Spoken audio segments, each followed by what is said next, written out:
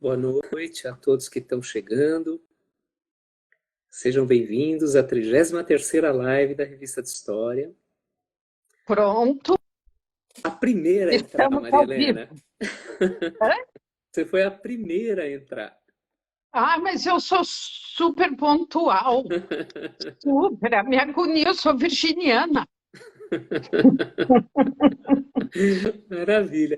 Vamos esperar uns minutinhos, né? Daí Tá. gente... Hoje à tarde caiu, eu estava em outro lugar e agora troquei de novo, porque eu acho que aqui a conexão é melhor.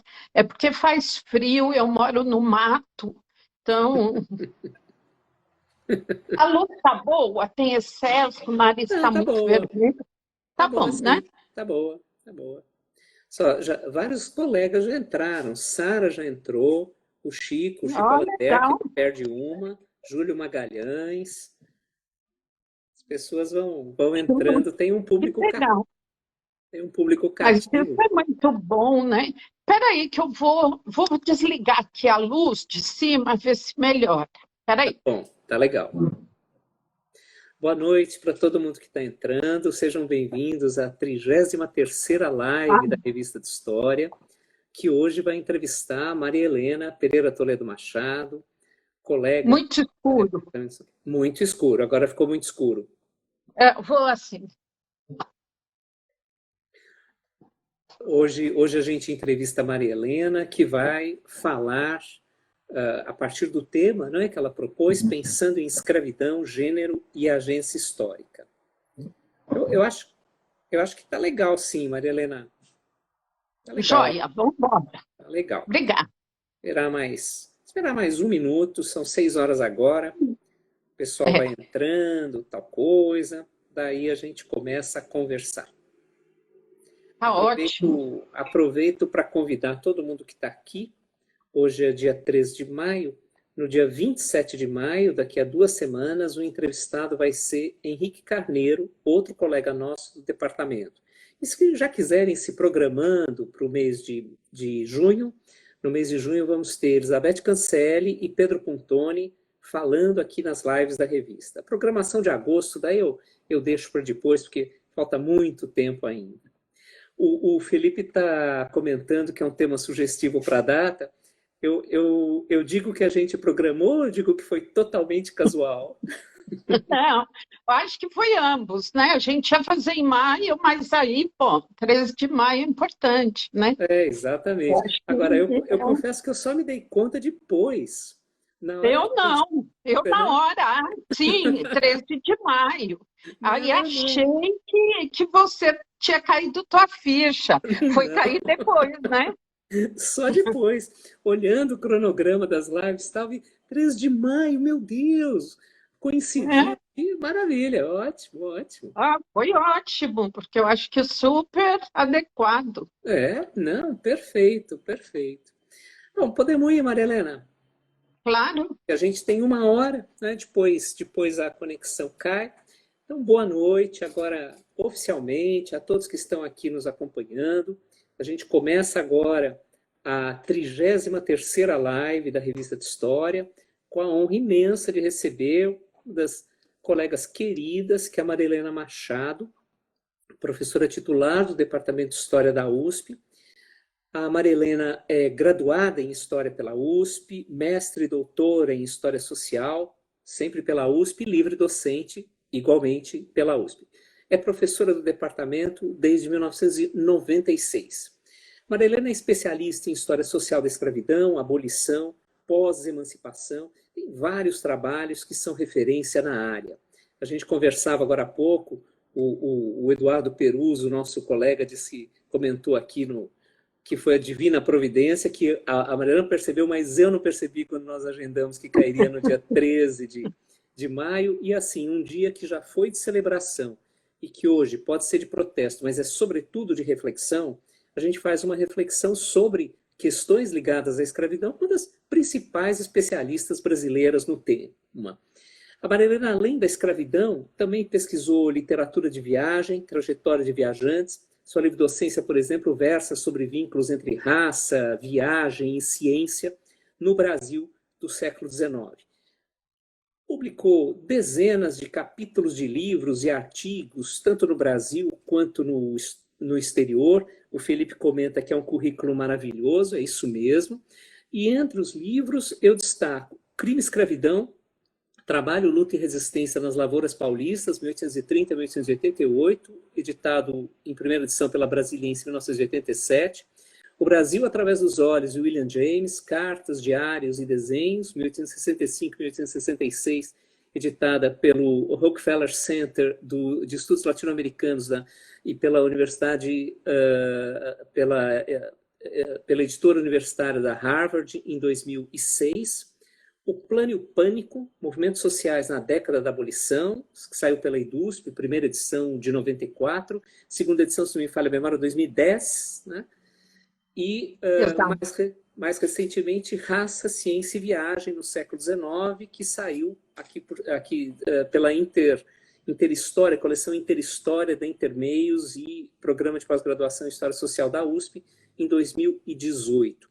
A Marilena desenvolve atualmente projetos sobre escravidão e gênero, revoltas de escravos, práticas religiosas, escravos libertos e setores populares de meados do século XIX até os dias atuais. E é necessário dizer que foi editora da Revista de História entre 2003 e 2006. Exato. Maria Helena, se o Eduardo Peruso está certo, foi a divina providência ou foi a sua atenção à data que fez com que a gente pudesse ter essa conversa, que eu já te agradeço previamente, uma satisfação, uma honra ter você aqui e ter você, como sempre, né, trabalhando com e para a Revista de História. Então, super obrigado. E eu queria começar essa conversa justamente em torno das questões de escravidão, né? Na década de 80, especialmente na sua segunda metade, houve uma renovação bastante extensa dos estudos de história social da escravidão. A partir desse momento, quais foram os temas, quais foram os conceitos que ganharam mais relevância, que entraram no centro do debate? Boa noite, Júlio. Eu, em primeiro lugar, quero agradecer muito a honra de ser convidada para falar aqui na Revista de História, que eu tenho uma admiração enorme, e uma admiração enorme pela sua gestão na revista, que foi maravilhosa, assim, dos colegas que estavam em torno da sua gestão, e que a Revista de História é um veículo importantíssimo, com mais de 50 anos. Quantos anos? Fez 50 anos quando eu era editora, 60 e tantos. 71.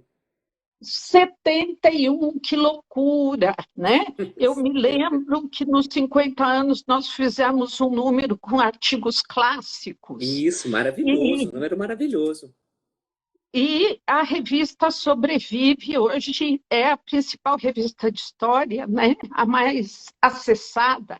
Então, quero te parabenizar e dizer o quanto eu fico contente de poder, num 13 de maio, que para mim caiu a ficha, falar sobre a questão da minha geração nos estudos da história social da escravidão, porque, na verdade, foi uma coisa geracional, né? Em 88, começamos a pensar sobre a questão do centenário, éramos todos muito jovens, eu, Lili Schwartz, Sidney Chalub, Leila Algrande, Laura Amélie Souza, etc.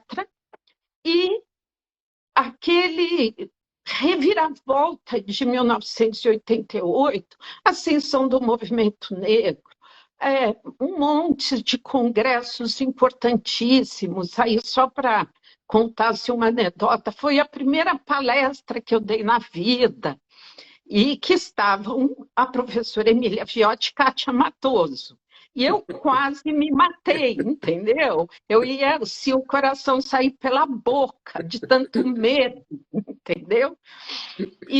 Mas, assim, nós tivemos muita sorte de estarmos ali e termos chances de participar, de conversar, de dialogar, né? Em 88 houve uma série de reedições E a grande questão desta geração de historiadores foi a ressignificação das fontes, porque até ali se tinha claro que o Brasil não tinha fontes para o estudo da escravidão, que o Rui Barbosa tinha mandado queimar, e essa geração do qual eu participo, que começou a voltar para os arquivos. Então, por exemplo, o meu mestrado foi feito com processos criminais, o que era uma coisa, quer dizer, Sueli Robles, Reis de Queiroz, já tinha no seu livro Escravismo em São Paulo um capítulo sobre processos criminais, mas a ideia de pegar o processo criminal, entrar dentro dele, reconstituir dinâmicas e buscar a agência dos escravizados e das escravizadas. Então, a gente pôde renovar pensando em novas fontes, o que foi fundamental. E também, eu acho que a história social da escravidão, de maneira assim não muito direta, mas pôde contribuir com a renovação de um vocabulário sobre a questão racial no Brasil. Assim, conceitos como agência histórica, como resistência, como autonomia, como a atuação política daqueles que não estão formalmente incluídos no mundo da política. Tudo isso começou a ser pensado por essa geração que eu tive a sorte de pertencer. Que maravilha! E de fato foi muito marcante. Algumas pessoas comentaram aqui, lançaram aqui nos comentários, a Mirce Simpanaro e a nossa, que também é nossa colega historiadora, e a Lucília, né, nossa colega da Unifesp, comentaram que estiveram presentes a esse congresso lá na USP em 88 e que foi sensacional. Você falou, conforme você relembrava desse momento, né, desse marco, de uma geração que renovou a história social da escravidão, você falou do vínculo com os movimentos negros, né? De que maneira se estabeleceu isso? Isso passa também por essa mudança de vocabulário de que você falava, uma abordagem que aproxima um pouco a academia de movimentos que percorrem a sociedade, né? E que, no fim das contas, podem contribuir para renovar de uma forma mais ampla a própria visão, a própria perspectiva que se tem de história do Brasil? Sim, eu acho, como eu falei, Júlio, eu acho que foi um diálogo assim indireto, porque em 88 tínhamos o congresso na USP, na Unicamp, foi no Brasil todo, né? Nós tínhamos basicamente historiadores brancos. Havia uma carência quase absoluta de historiadores e historiadoras negras. E isso foi também uma tarefa desta geração poder orientar, porque fomos nós que estivemos nas universidades, e formar os estudantes que hoje estão tomando o lugar principal na cena, né? Ao mesmo tempo, este vocabulário tão rico que foi desenvolvido nesses estudos, de alguma forma penetrou no vocabulário. Hoje se fala muito na questão da autonomia, se fala na questão da resistência, se fala na situação política daqueles que não estão formalmente contemplados pelo mundo da política, e tudo isso não fomos nós que inventamos, mas nós colaboramos para pensar esses conceitos no contexto brasileiro. Eu acho que isso foi uma contribuição política importante dessa geração. Embora o diálogo com o movimento negro não tenha sido, porque éramos historiadores brancos, e obviamente o movimento negro se sentia excluído, e com muita razão. A estrutura universitária era muito mais elitista na década de 80, de 90, do que é hoje, né? Então, tínhamos essa falta de comunicação, ao mesmo tempo que eu acho que, ao trabalhar com esses conceitos, ao publicar e ao discutir, em público, eles penetraram num vocabulário político, vamos dizer. Marilena, essa nova história da escravidão a que você se refere, ela teve um impacto decisivo, claro. Ela foi celebrada por muitos, mas ela foi criticada também por outros, né? Muitos disseram que era uma história sem contexto, que era uma história da escravidão sem contexto, né? O que você acha disso? E qual era a base conceitual, né? Que visões, que conceitos estavam por trás e sustentavam essa reviravolta e essas novas perspectivas no estudo de história da escravidão? Então, quer dizer, tem um monte de pontas aí, né? O que nós tínhamos anteriormente como uma historiografia da escravidão, Ottaviani e Fernando Henrique Cardoso, eram autores que falavam em sistema. Era um sistema escravista no qual o escravo, muitas vezes, não era nem considerado como mão de obra.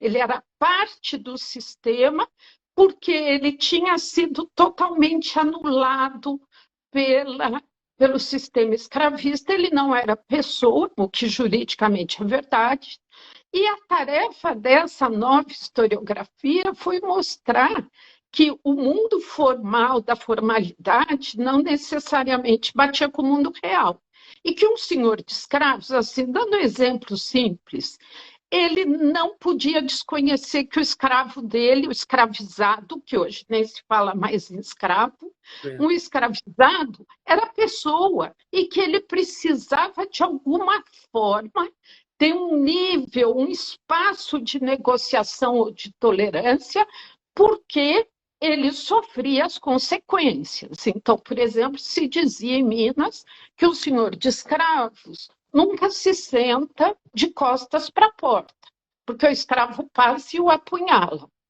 Então, são conhecimentos do dia a dia que mostram que o não ser pessoa juridicamente não batia com a realidade, que senhores de escravos, seus feitores, autoridades, todos sabiam que precisavam ter um certo nível de tolerância, de negociação, porque a escravidão, no seu limite, levava a explosões de violência terríveis.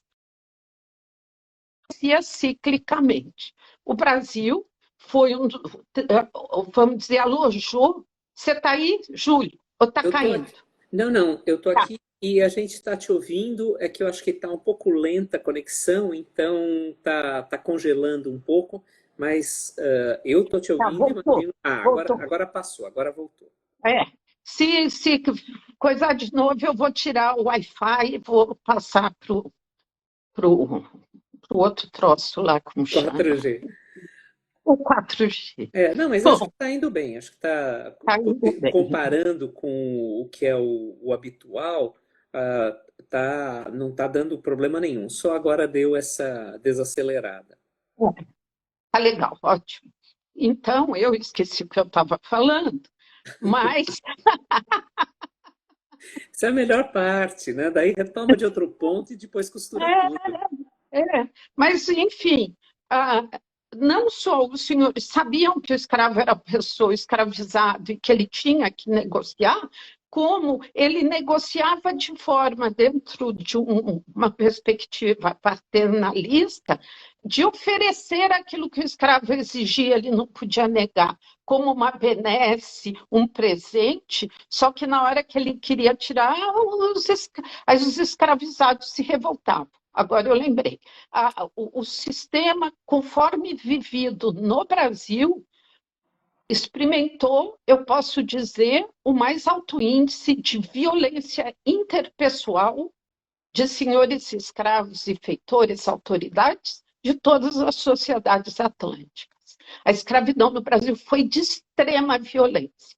O homicídio do senhor e do feitor era um fato esperado. Não era uma coisa que acontecia uma vez ou outra, né?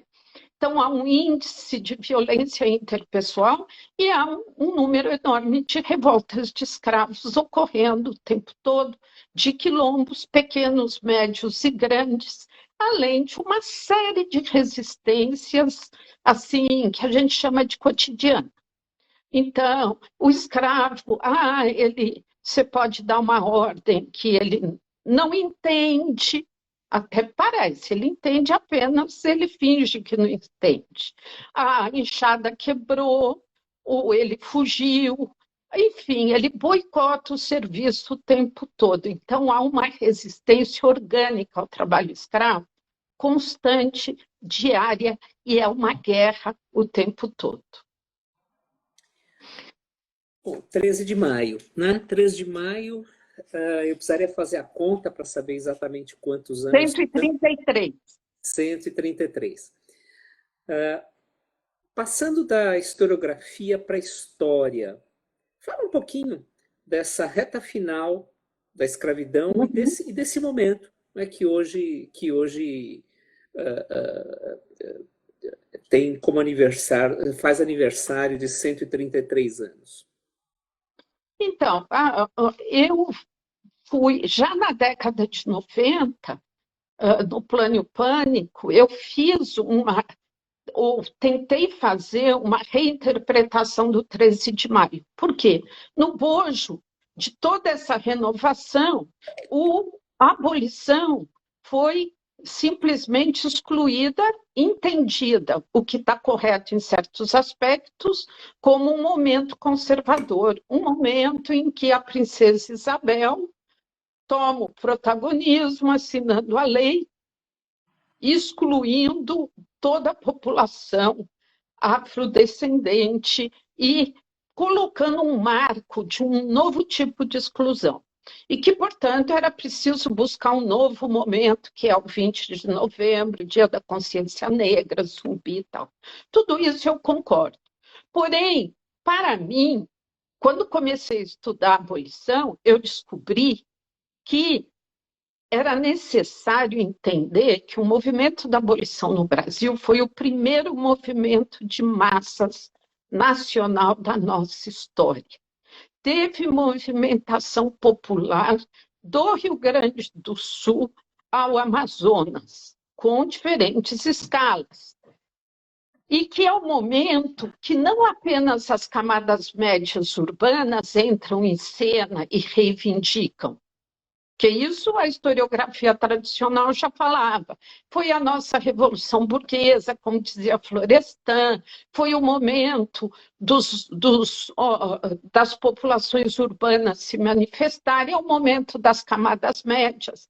Mas quando você sai do Rio de Janeiro, você descobre que a participação, a invasão da cena política é feita por escravizados, por libertanos, por libertos, por homens pobres. Tem um monte de revolta que ninguém conhece e que não dá para você entender os debates político-parlamentares e nem o ativismo na imprensa e das sociedades abolicionistas, que são importantíssimas, lógico, sem entender a pressão da base, que os escravos estão se revoltando todo dia, tem a polícia, quando eu estudei a polícia, a repressão da polícia, eu cheguei há momentos em que as autoridades estão em pânico, dizendo, olha, cada um que se vire,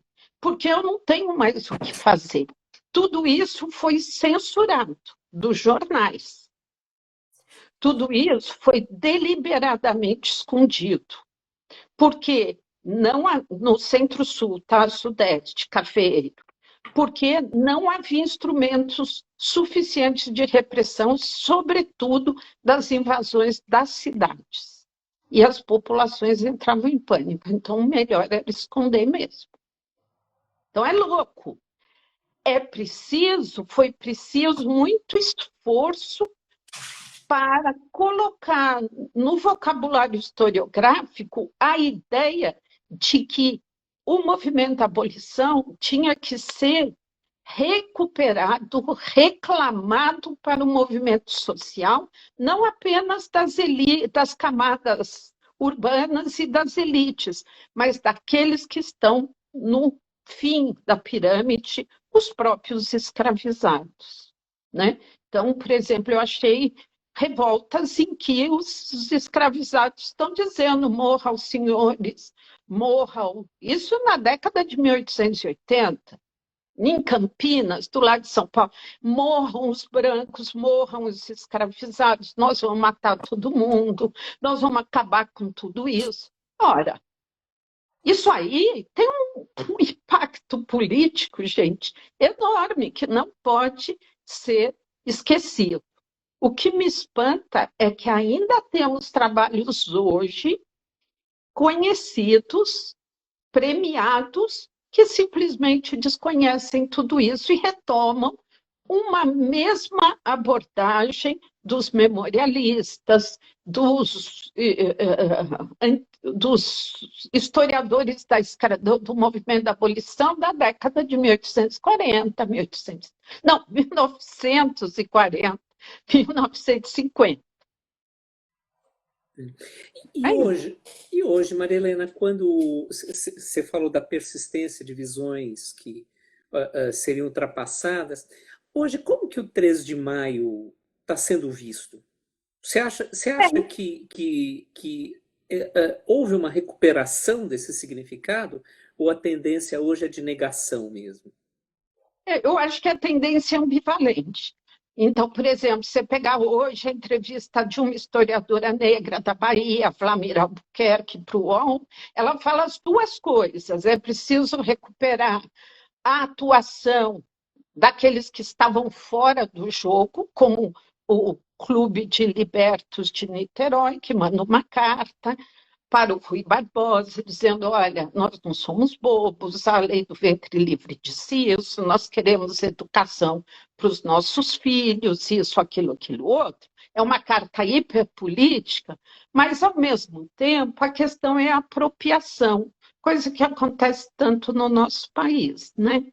Grupos que têm acesso à palavra escrita, se apropriam, e hoje as redes, se apropriam da verdade e criam versões de vencedores, né? O próprio Patrocínio falou, não se preocupem, quando nós, quer dizer, os verdadeiros abolicionistas, tivermos calçado o caminho da abolição, deixaremos vocês passarem em triunfo. Quer dizer, ele já sabia que o movimento seria apropriado pelos de última hora. Interessante, eu sempre penso nesse pós-abolição, aí por vício literário, né? Através daquela crônica do Machado de Assis, que sai 6 dias, né, depois do 3 de maio, sai no dia 19 de maio, se não me falha a memória, e que na verdade é um pequeno conto em que ele relata a história do dono do Pancrácio, né, que gostava de se dizer um antecipador, um pioneiro, porque antes da Lei Áurea ele já havia libertado o Pancrácio, e daí o Pancrácio continuou na casa dele fazendo exatamente as mesmas coisas e de vez em quando levava uns cascudos, mas ele compreendia que era um homem livre, né? É muito impressionante como você tem aí uma percepção de uma mentalidade escravista que persiste, né? E que persiste hoje, né? Exato. Para quem estuda escravidão, Júlio, a realidade brasileira é dolorosa, porque você vê rastros de relações escravistas todo dia da sua vida, sabe? Você quer fugir, mas você é obrigado a encarar. No caso, que eu acho que o conto, a crônica do Machado, mas também, mais do que isso, a realidade das relações sociais, foi que o emancipacionismo, lei de 71, 69, 71, 85, e toda a postura formal do Império foi de postergação e de procura de saídas pessoalizadas. Falei isso hoje à tarde, vou falar de novo, acho fundamental, porque ainda não foi feito um estudo suficiente sobre isso. No Brasil, a tradição é da alforria, do escravizado ou escravizada comprar sua própria alforria. Agora, pense bem o que isso significa. Significa que aquela pessoa que foi comprada, está sendo explorada, consegue fazer uma poupança trabalhando acima de suas forças no final de semana e que para sair da escravidão, já com muita idade, porque a gente sabe que demorava 20 anos para fazer poupança, ela tem que entregar tudo para o senhor e indenizá-lo, porque a alforria tem um viés indenizatório.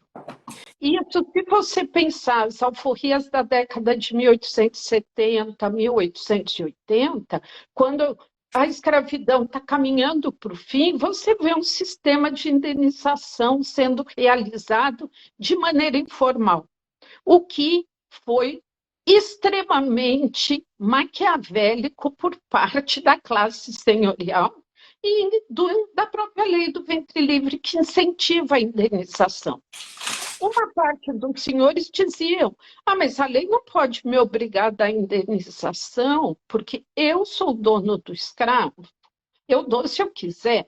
E a lei, objetivamente, dizia que se o escravo apresentasse pecúlio, mesmo não o suficiente, ele poderia entrar na justiça, pedir avaliação e pagar em prestações.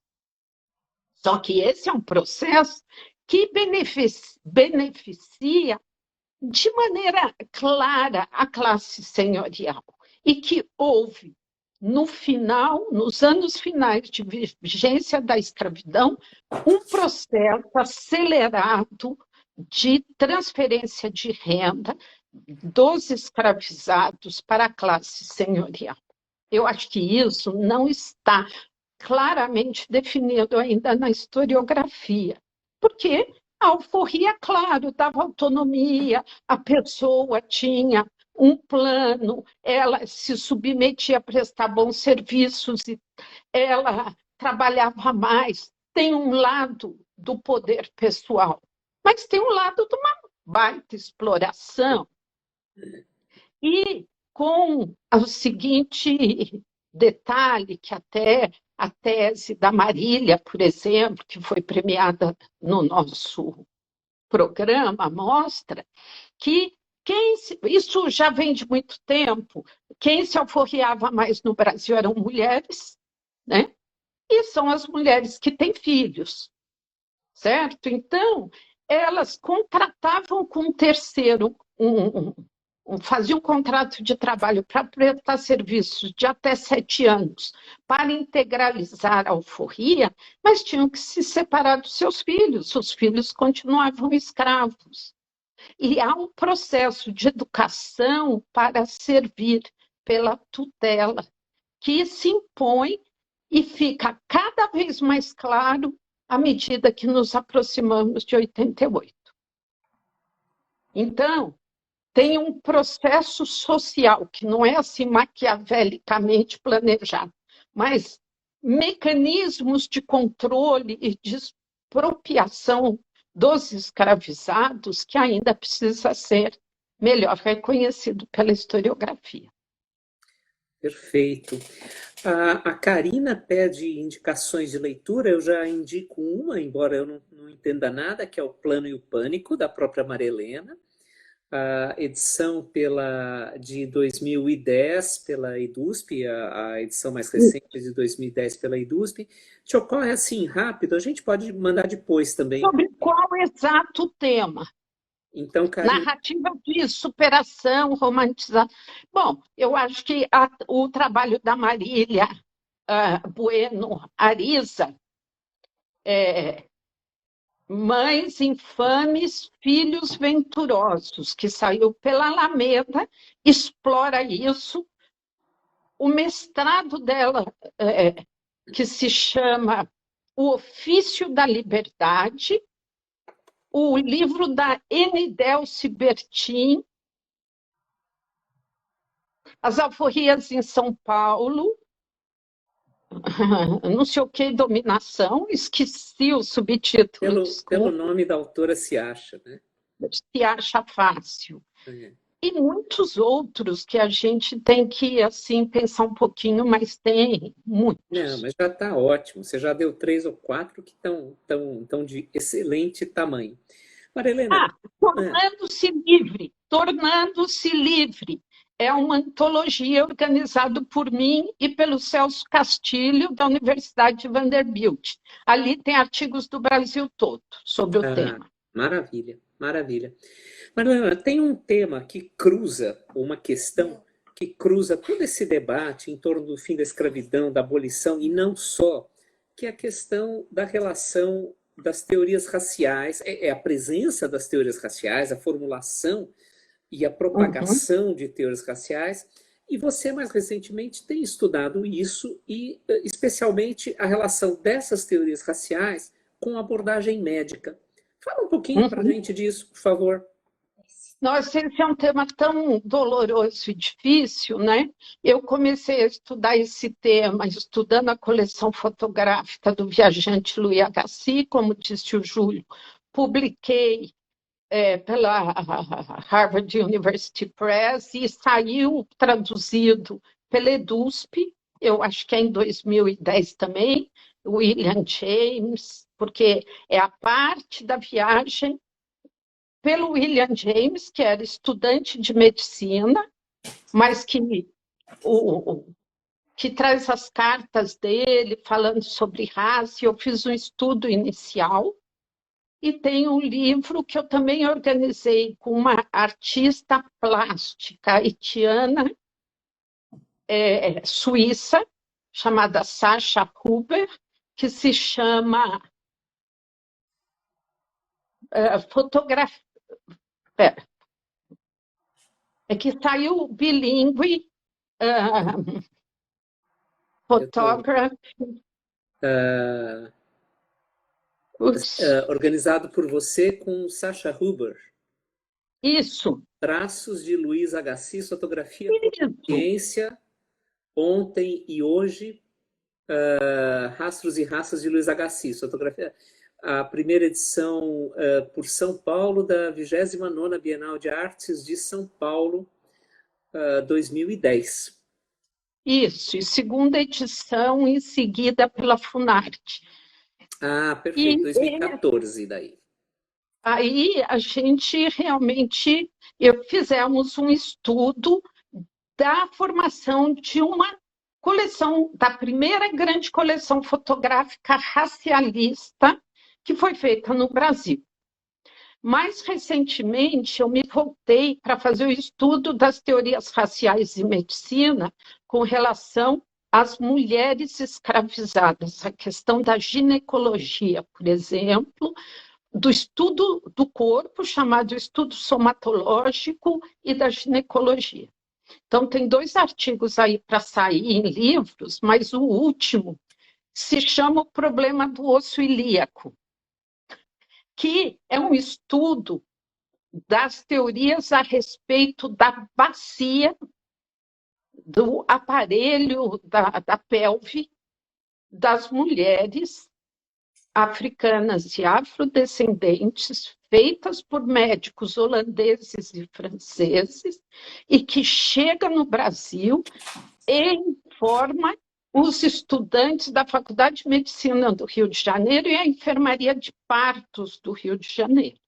Então, eles acreditavam em coisas assim do além, de que a pelve da mulher negra era igual à do macaco, de que ela era masculinizada, que ela só tinha filhos, porque tinha que compatibilizar a ideia da, da bacia masculina, que é mais estreita, com a facilidade do parto. Aí como é que você faz? Elas deviam ter parto mais difícil, então com a ideia de que a cabeça do feto negro era menor do que do feto branco, e finalmente com as teorias de que elas tinham menos febre puerperal, porque tinham menos enervação, e também sentiam menos dor. Então, a Enfermaria de Partos do Rio de Janeiro simplesmente Os médicos ali fazem manobras inacreditáveis, gente. O fórceps, em 1880, é um instrumento do tamanho de uma enxada, um negócio horroroso que macera a cabeça do feto, faz um corte terrível, né? Na, na pelve da mulher, na vagina.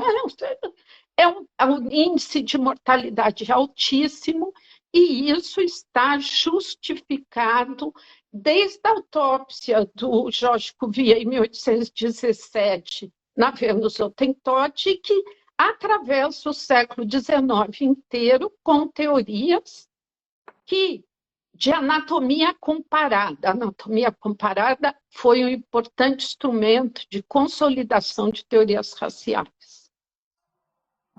Eu fiz esse artigo para um livro que está saindo agora, vai sair agora em junho, e junto com não junto, são 2 artigos casados. É o meu, o problema do celíaco, e o segundo é da Lorena Teles, que foi minha aluna de doutorado e que faz o estudo prático de como essas teorias tiveram impacto na enfermaria de partos do Rio de Janeiro. Então, esses são temas muito dolorosos, muito tristes. Imagino. O trabalho da Lorena também foi premiado, né? Também foi vitorioso no processo interno e divulgado.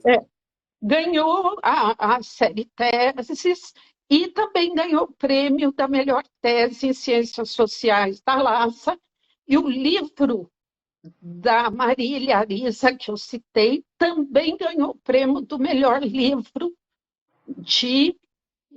a respeito do Brasil pela LASA. As 2 foram premiadas em anos consecutivos. Elas são o máximo. Elas são o máximo. Maravilha. A Marília eu não lembro, a Lorena eu lembro como aluna na graduação. Marilena, o Albuquerque tinha falado, eu acho que na prática você já respondeu a maior parte do que está por trás da questão dele. Ele disse que no seu curso você falou sobre a relação entre maternidade e escravidão.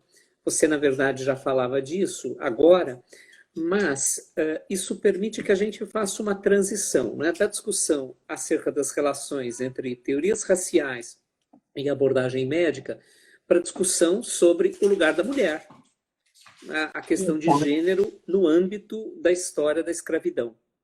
Né? Isso. E foi esse um pouco o caminho que eu fiz. Eu já vinha escrevendo, que era um plano que, pelo jeito, não vai se realizar, porque eu já estou fazendo outras coisas, que era de fazer um livro com biografias de mulheres escravizadas saindo da escravidão. E eu escrevi alguns artigos. Um sobre uma escrava que fugiu, que é a Ovídia Benedita Maria Albina da Ilha, uma escrava que troca identidade, inventa uma identidade livre. E escrevi um artigo sobre uma ama de leite que é acusada de matar a criança branca que ela cuida, a Ambrosina, que é um artigo que se chama Os Dois Beneditos. Ela tinha um filho chamado Benedito e tinha que amamentar uma criança chamada Benedito, só tinha leite para um. Alguém ia morrer de fome ali.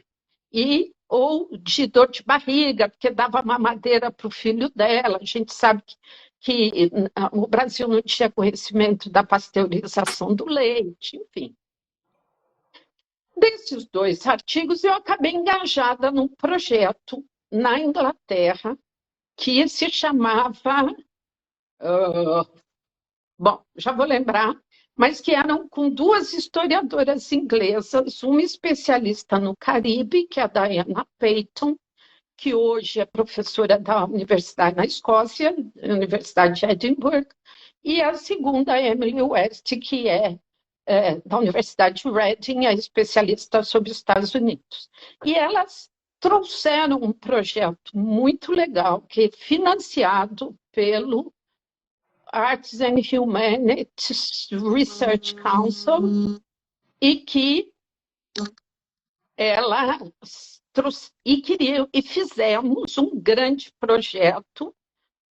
Fizemos 3 congressos internacionais, um em Newcastle, que é no norte da Inglaterra, um em Reading, que é em Londres, e outro aqui no nosso departamento, que foi financiado parcialmente pela FAPESP. E fizemos 2 números especiais de revista, o Slavery Abolition e o Women's Journal Review, e também um livro que saiu pela Routledge, sobre a questão da maternidade. Esse processo todo me levou à consciência da importância da maternidade na definição da escravidão.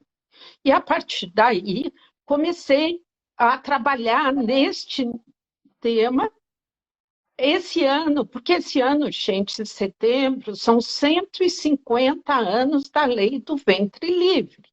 E a Lei do Ventre Livre é sobre o ventre. E, mais uma vez, o ventre escravo, que lá na origem da escravidão era o parto sequitur ventre, quer dizer, o filho segue o status materno e não paterno, como era o normal, e que o ventre livre reestabelece que a saída da escravidão é pelo ventre também.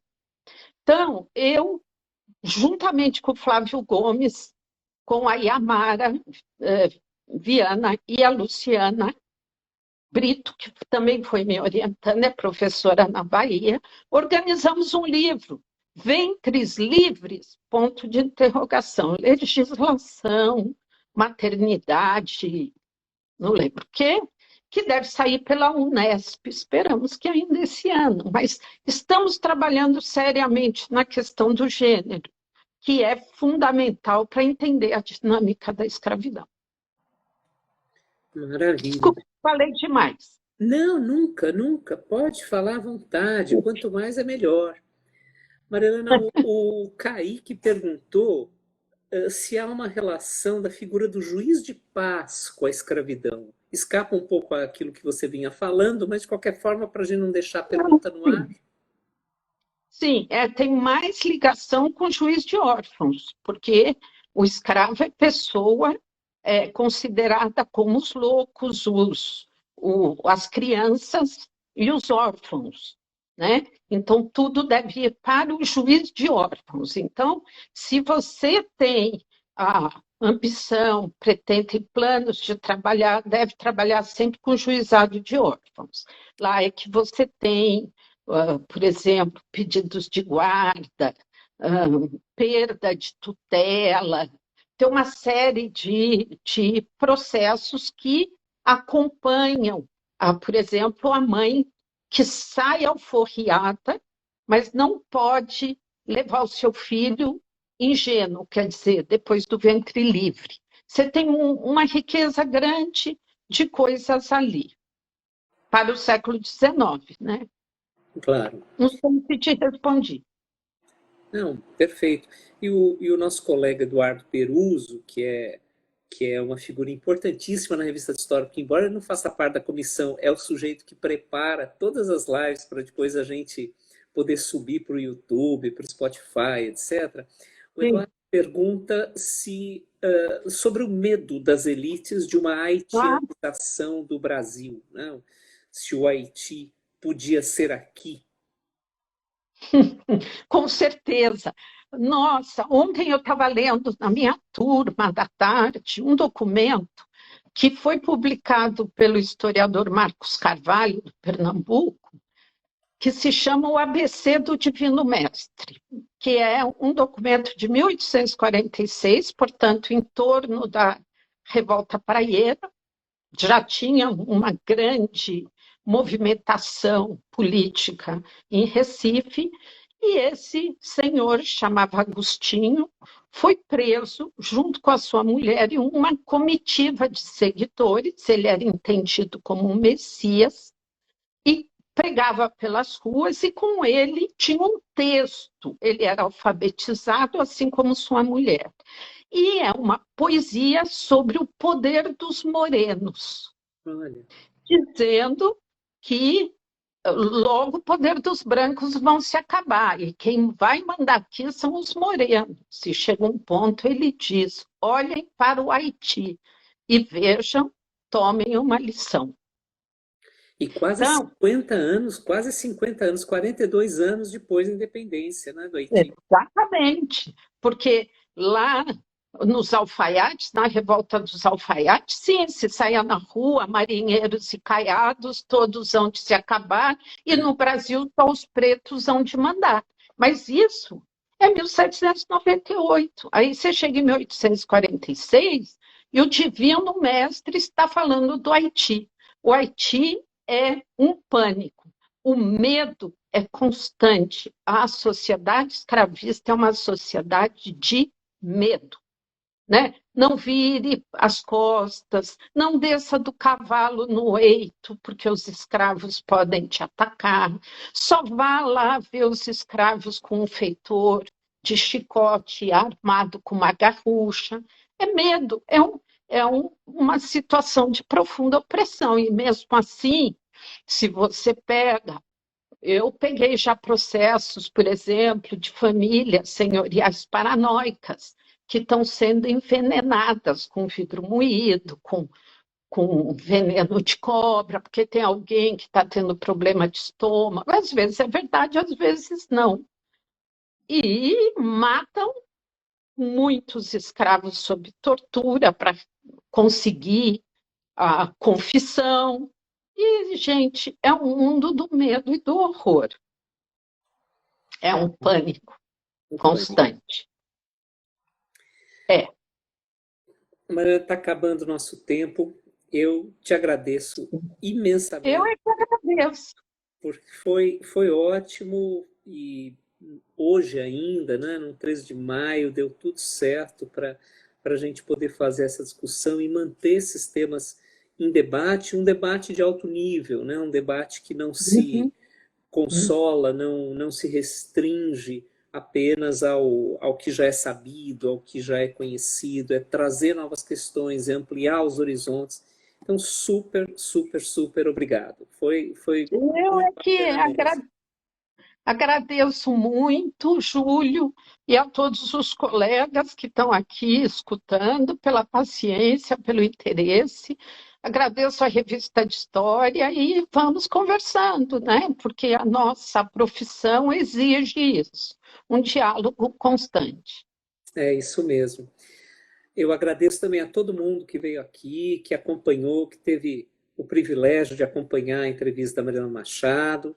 Convido todos para que no dia 27 de maio, daqui a 15 dias, assistam a entrevista do Henrique Carneiro, também nesse espaço das lives da Revista de História, e informo que desde hoje cedo, a Revista de História tem uma nova editora, que é a Miriam Donikoff, que assumiu, a gente já vem fazendo essa transição e a Miriam assumiu hoje.